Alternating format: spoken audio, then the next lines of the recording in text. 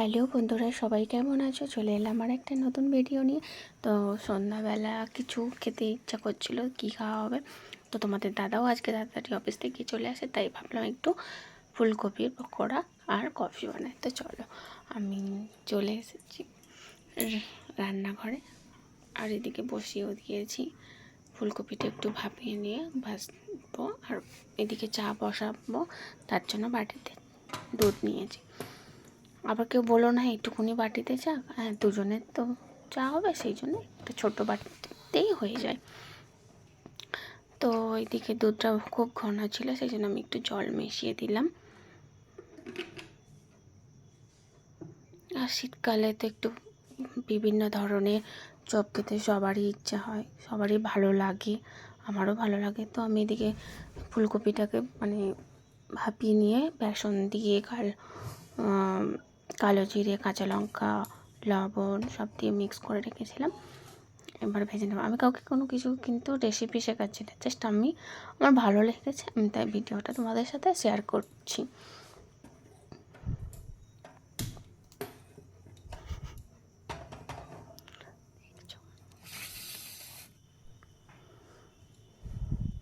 তো কড়াইটা গরম হয়ে করতে বসিয়ে দিয়েছিলাম, দিয়ে এবার তেল দিলাম। হ্যাঁ, সবাই অনেকে দেখে বলবে যে এটা জল দিচ্ছ না তেল, তবে হ্যাঁ এটা তেল, কোনো ফিল্টার নয়, কিন্তু আমি কোনো এফেক্ট দিইনি ভিডিওতে। আর হ্যাঁ, আমার আসলে ওই জলের বোতলের তেলটা ঢালা আছে। তো এ নিয়ে আবার অনেকে অনেক রকমের মন্তব্য দেখাবে। যাই হোক, যে যার মন্তব্য সে তার কাছেই রেখে দাও, আমার দরকার নেই। আমার যেমন মনে হয় যে আমি তেমন কাজ করি। আমার সংসারে আমি কাউকে ইন্টারফেয়ার করতে দেবেও না, আর আমি অন্যের ব্যাপারে কোনো মাথাও গলাবো না। তো চলো, কড়াইটা গরম হয়ে গেছে, এবার আমি একে একে ওগুলো দিতে থাকবো। তো আমি এক এক করে সবগুলো কড়াইয়ের মধ্যে দিতে থাকলাম। তবে হ্যাঁ, আমার এই বেসনটা একটু পাতলাই হয়ে গেছিলো, যার জন্য পকোড়া বলো আর ফুলকপির পকোড়াগুলো একটু চ্যাপসানো চ্যাপসানো হয়ে গেছিলো। তো আমার একবার ভাজা হয়ে গেছে কিছুটা, আবার আমি ভাজতে শুরু করেছি, আবার একবার দিয়েছি আর কি। তো তারপর দেখলাম যে একটু হালকা ভাজা হয়েছে, তো আবার আমি সেগুলো দিয়ে দিলাম, দিয়ে ভালো করে ডিপ ফ্রাই করে ভেজে নিলাম। আমার একটু বেশি কালারটা বেশি পছন্দ, মুচমুচে ব্যাপারটা আর কি, তো আমার ভালো লাগে। তো দেখো, সবগুলো ভাজা হয়ে গেছে। তো এবার আমি কড়াই থেকে তুলে নিচ্ছি। এবার আমি এর মধ্যে কফিও দিয়ে দিচ্ছি। বললাম তো আগেই যে এটা আমার কফিও নয়, ঠিক চাও নয়, এটা হলো কি চাফি, কফি নয় চাফি। তো সবাই চলে এসে সন্ধ্যেবেলা টিফিন করতে, কে খাবে চলে এসো, সবাইকেই খাওয়াবো। হ্যাঁ, আবার অনেক রকমের মন্তব্য করবে, আমি তাদের পরোয়া করি না। তো আমার ওইদিকে সব হয়ে গেছে, এখানে ফুলকপির পকোড়াগুলো ভাজাও হয়ে গেছে, আর আমার এদিকে চাও হয়ে গেছে। চাটাকে এবার আমি ছেঁকে নেব। তো আমি ছাঁকছি।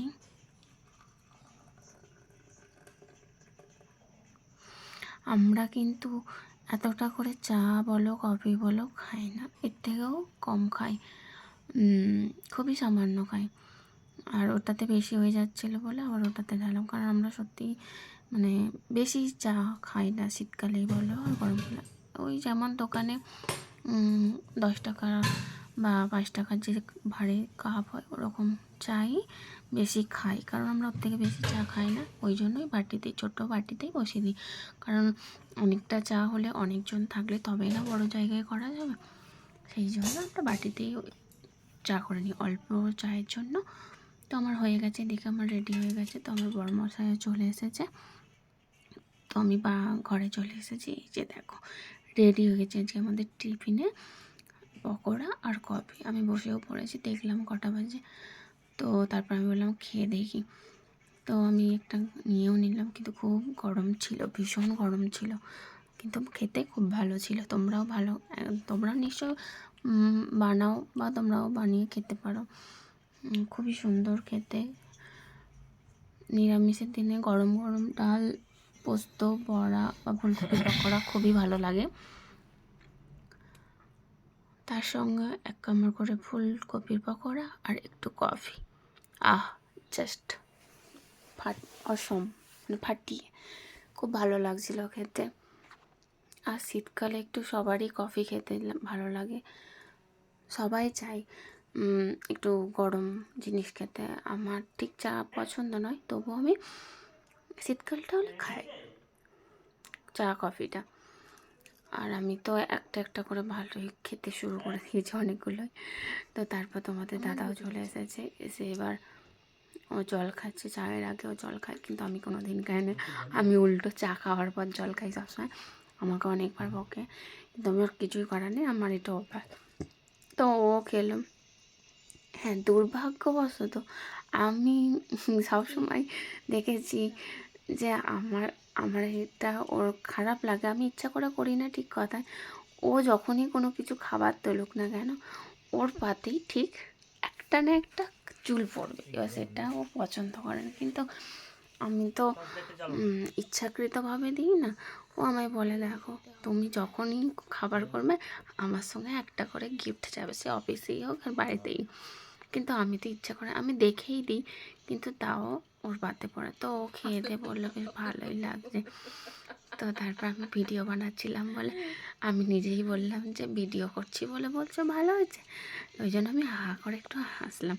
তো ভিডিওটা ভালো লাগলে লাইক কমেন্ট শেয়ার করে দিও, আর ফেসবুক পেজটাকে ফলো করে দিও, আর সাথে আমি বরকেও খাই দিলাম। তো টাটা, চলো পরে ভিডিওতে দেখা হবে, বাই বাই।